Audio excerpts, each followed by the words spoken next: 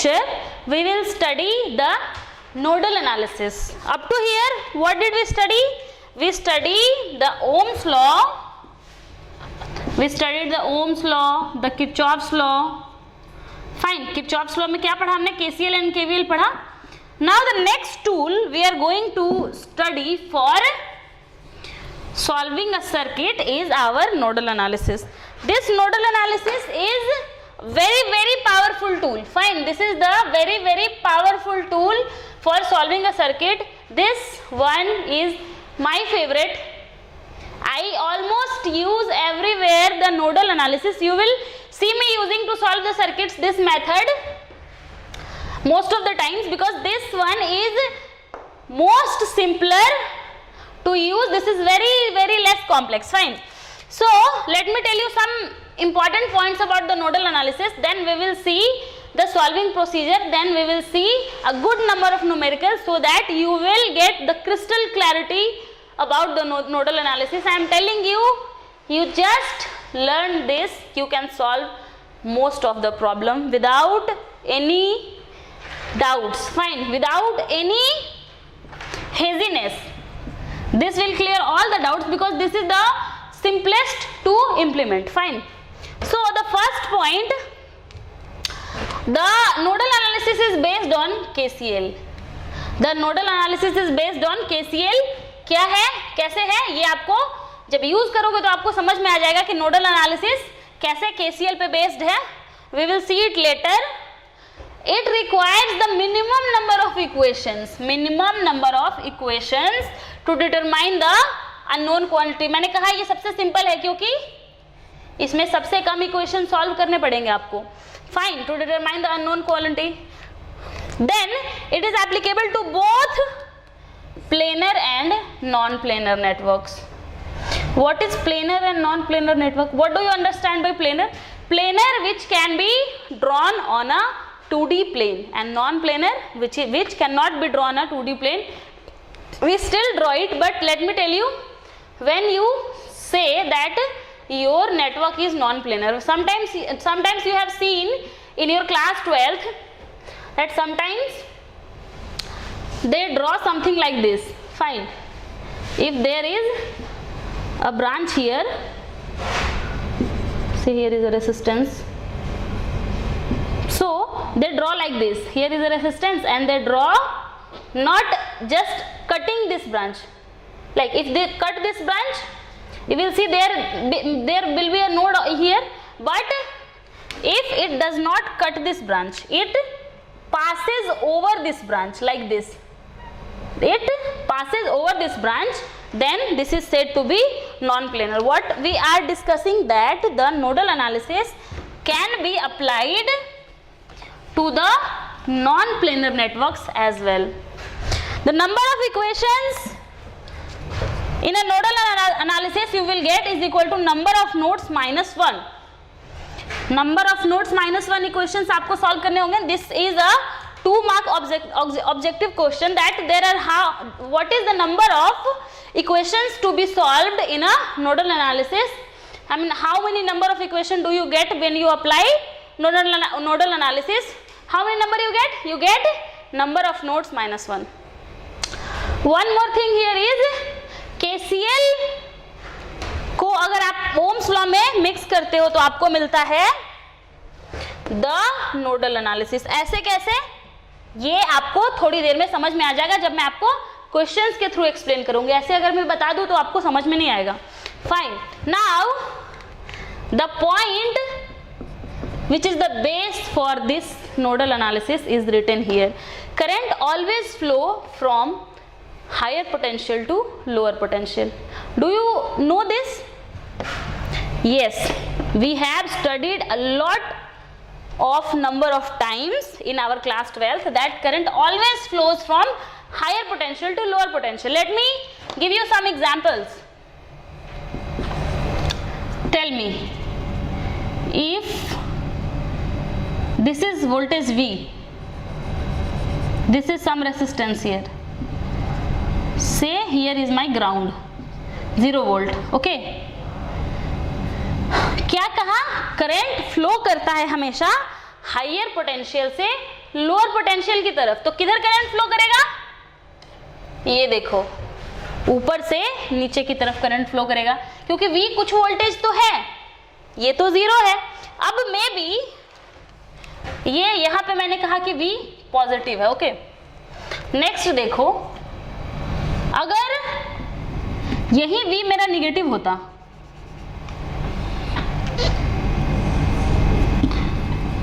let me make it simple right now. If the voltage V here is negative, some resistance is here, R1 say this is R2. अब कहां से कहां current flow करेगा? बताओ कहां से कहां फ्लो करेगा? ये देखो, ये नेगेटिव वोल्टेज है और ये कितना है? ग्राउंड है। ग्राउंड माने कितना? 0 वोल्ट। तो नेगेटिव से तो ज्यादा होता है 0, तो अब की करंट फ्लो करेगा नीचे से ऊपर के डायरेक्शन में, ओके। अब करंट कहां से कहां फ्लो करेगा? नीचे से ऊपर के डायरेक्शन में। चलो, ये तो कहां से कहां? यहां से यहां। इसको मैं I1 कहती हूँ, इसको मैं I2 कहती हूँ। I1 I2 का वैल्यू बताओ, कैसे निकालोगे? I1 इज इक्वल टू क्या होगा? I1 इज इक्वल टू होगा, ओम्स लॉ लगाओ। ओम्स लॉ से क्या होता है? दो पॉइंट्स के बीच का potential difference divided by resistance of the branch is equal to current flowing. तो यहां से यहां का पोटेंशियल डिफरेंस क्या होगा?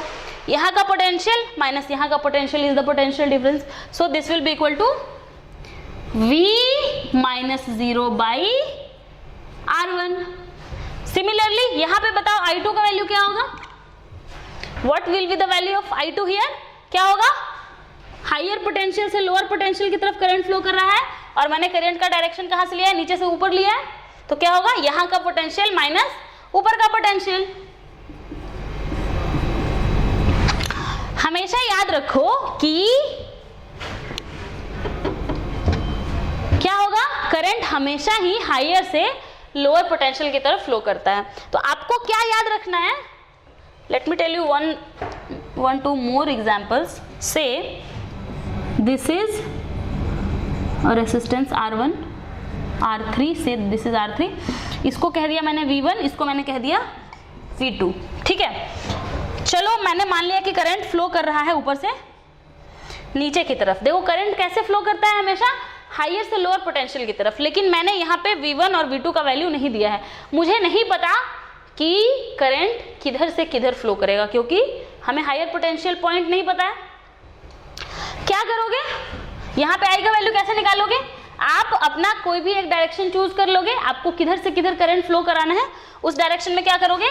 जहां से आपने चलना शुरू किया वहां का वोल्टेज, तो V1 minus V2 by I। अगर यही करंट आपने यहां से लिया होता, दिस फाइन, तो क्या लेते? V2 minus V1 by, oh not, this is not I, this is R3, okay. अगर यही करंट आपने यहां से यहां लिया होता, रुको मैं दूसरा फिगर बना देती हूं।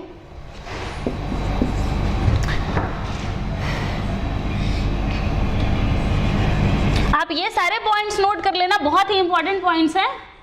आपके ऑब्जेक्टिव एग्जाम में आ सकता है कि नोडल एनालिसिस कौन से रूल्स पे बेस्ड होता है? कौन सा रूल्स पे बेस्ड होता है? KCL and Ohm's law. Fine, अभी चलो V1 V2। अब अगर आप कंसीडर करते हो कि करंट मेरा नीचे से ऊपर फ्लो कर रहा है, my current is flowing from down to up, this is my direction of current, then what will be the value of current here? यहाँ पे I का वैल्यू क्या होगा? जहां से आपने चलना शुरू किया माइनस जिधर से आप चल रहे हो, जिधर आप जा रहे हो। तो V2 से आप चल रहे हो और V1 पे आप जा रहे हो, तो क्या होगा? V2 minus V1 by R4। ये तो हो गई सिंपल बातें। अब कॉपी कर लिया आपने? चलो मैं इसको रिमूव कर रही हूं, मैं आपको और पॉइंट्स बताती हूं, ओके। इसको मैं रिमूव करके आपको और पॉइंट्स बताती हूं। ये देखो, अगर बीच में कोई करंट या वोल्टेज सोर्स आ जाए तो क्या होगा? ये देखो, जैसे कि ये मेरा हो गया एग्जाम्पल 5। ये देखो, ये बनाया मैंने एक रेसिस्टेंस और इसमें लगा दिया मैंने एक बैटरी भी। इसको मैं मैग्नीट्यूड देती हूँ 5 वोल्ट, इसको मैं V2 कहती हूँ, इसको मैं V2 कहती हूँ, इसको मैं V1 कहती हूँ, इसको मैं R5 कह देती हूँ, ठीक है, इसको मैं R5 कह देती हूँ। अब अगर मैं मान लूँ कि करंट मेरा यहाँ से इस डायरेक्शन में फ्लो कर रहा है, तो करंट का वैल्यू क्या होगा? टेल मी, करंट का वैल्यू क्या होगा? ओम्स लॉ लगाओ या KVL लगाओ। ओम्स लॉ लगाओगे क्या? 2 पॉइंट के बीच का पोटेंशियल डिफरेंस क्या होगा? पोटेंशियल डिफरेंस 2 पॉइंट के बीच का, यहाँ पे V1 यहां से चलना शुरू किया आपने, आगे आपको एक पोटेंशियल ड्रॉप होगा, ये बैटरी मिला आपको, तो क्या करोगे आप? इसका पोटेंशियल को ऐड करोगे, कहां से कहां जा रहे हो? नेगेटिव टू पॉजिटिव जा रहे हो, तो V1 + 5 माइनस V2/R। रेसिस्टेंस कितना है टोटल? एक ही रेसिस्टेंस है, R5 है। ऐसे निकालोगे आप, ये 5, this is 5, okay, this is 5। समझ में आ रही है बात? नहीं आ रही है? एक और देखो, let me tell you one more example.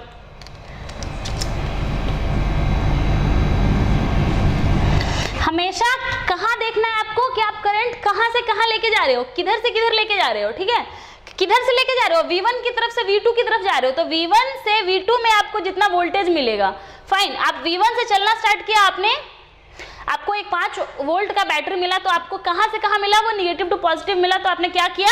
उसका पोटेंशियल को ऐड करके यहाँ को घटा दिया, ठीक है। इस तरीके से आप कैलकुलेट करोगे। ये देखो, इसको मैं कहती हूँ, ये है, दिस इज माई R6। यहाँ पे मैं एक दे रही हूँ आपको बैटरी से +2 माइनस दे देती हूँ, +2 माइनस दे देती हूँ, -2 प्लस दे देती हूँ, -2 प्लस दे देती हूँ, और एक और रेसिस्टेंस दे देती हूँ मैं। These are some small examples which will help you, okay? This is V1, this is V2। बोलो कहाँ, किस डायरेक्शन में करंट लेने का मन है आपको? इसको मैं कहती हूँ कि ये चलो 10 वोल्ट है, ओके, दिस इज 10 वोल्ट। कहीं पे भी करंट ले लो, आपको अगर मन है कि मैं नीचे से ऊपर करंट लेना चाहता हूँ, ठीक है, मुझे नीचे से ऊपर करंट लेना है, ठीक, तो क्या करोगे? यहाँ पे I का वैल्यू क्या होगा? V2 से चल रहे हो आप, V2 से V1 की तरफ जा रहे हो, तो क्या करोगे? V2, बीच में एक बैटरी भी मिल गया, लेकिन बैटरी कहाँ से कहाँ मिला? पॉजिटिव टू नेगेटिव, क्या होगा? नेगेटिव होगा, -10 और -V1/R6। इस तरीके से कैलकुलेट करोगे। चलो और एग्जांपल्स बताती हूँ मैं आपको।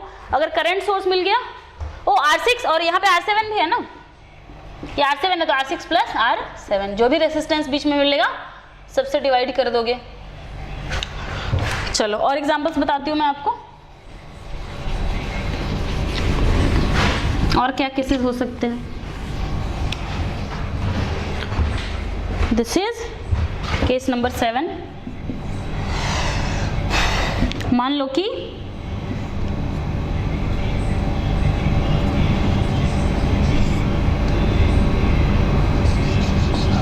एक रेसिस्टेंस है, यहाँ पे कोई करंट सोर्स लगा दिया मैंने, 5 एम्पियर का लगा दिया मैंने करंट सोर्स, ये R8 है, V1 V2। अभी बताओ क्या करंट फ्लो करेगा? क्या करना चाहिए आपके हिसाब से? V1 - V2/R8। This is wrong hair. क्या कहा था मैंने आपको? पिछले लेक्चर के स्टार्टिंग में मैंने आपको 2 नोट पॉइंट दिए थे। मैंने क्या कहा था कि अगर करंट सोर्स पेरीमीटर पे लोकेटेड हो तो उस ब्रांच में, उस लूप में करंट का वैल्यू किसके बराबर होगा? जो करंट सोर्स का करंट वैल्यू होगा उसके बराबर होगा। कोई फर्क नहीं पड़ता क्या वोल्टेज सोर्स लगाए, क्या रेसिस्टेंस लगाए, ठीक है। तो यहाँ पे करंट क्या लेना है आपको? ऐसे किस सिचुएशन में करंट आपको क्या लेना है? करंट सोर्स के वैल्यू के बराबर। तो यहाँ पे if this is I, then I will be equal to 5 amperes. Fine. और भी केसेस बन सकते हैं, जैसे देखो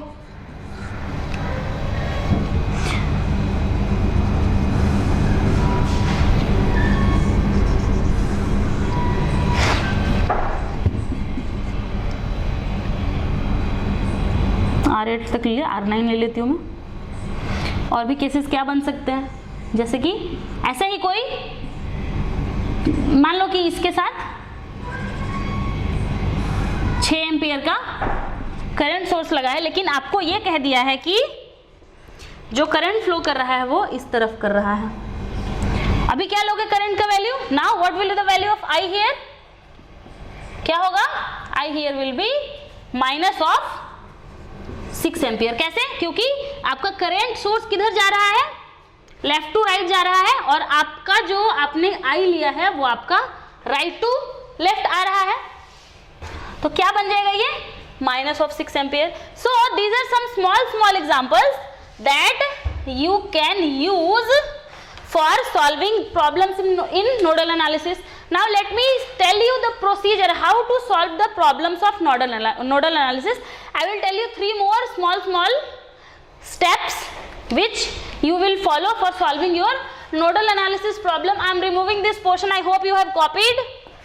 Let me tell you the procedure now to solve the nodal analysis questions. After that we will start solving the problems, and I can assure you that you will get interested in this method, because this is very simple and interesting method, and this can be used to solve most of the problems in your basic electrical and circuit analysis.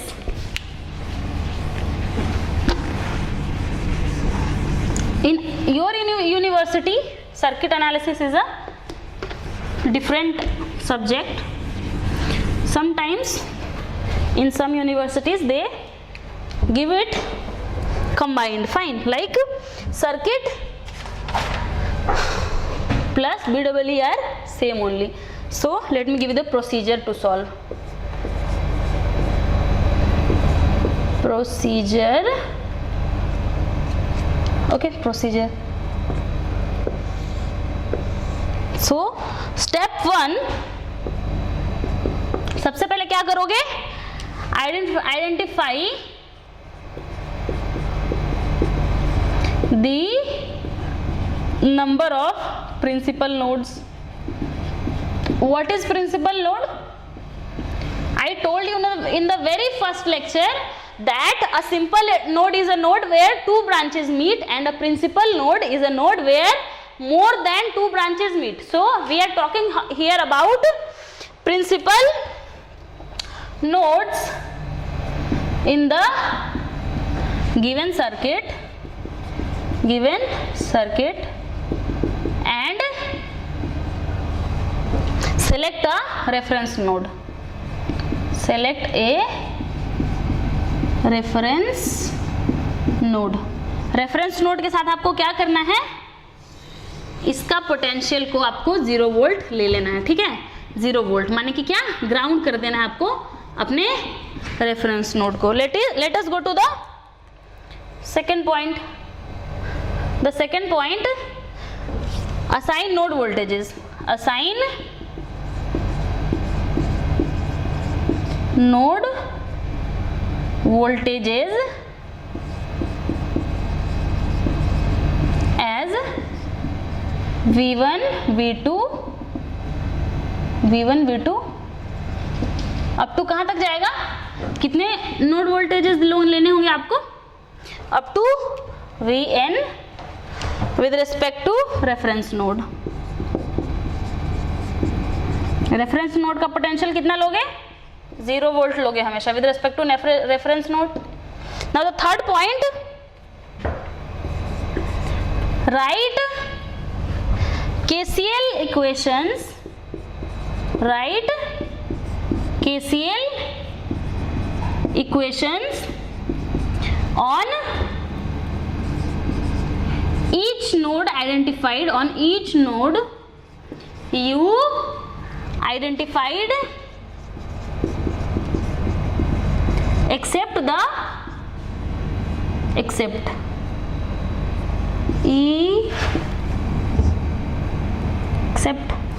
spelling EXECT. Sometimes I except the principal node. Total nodes कितने होंगे? n. Principal node पे आपको लिखना नहीं है, तो कितने number of equations मिलेंगे? Giving you n minus 1 equations, n minus 1 number of equations.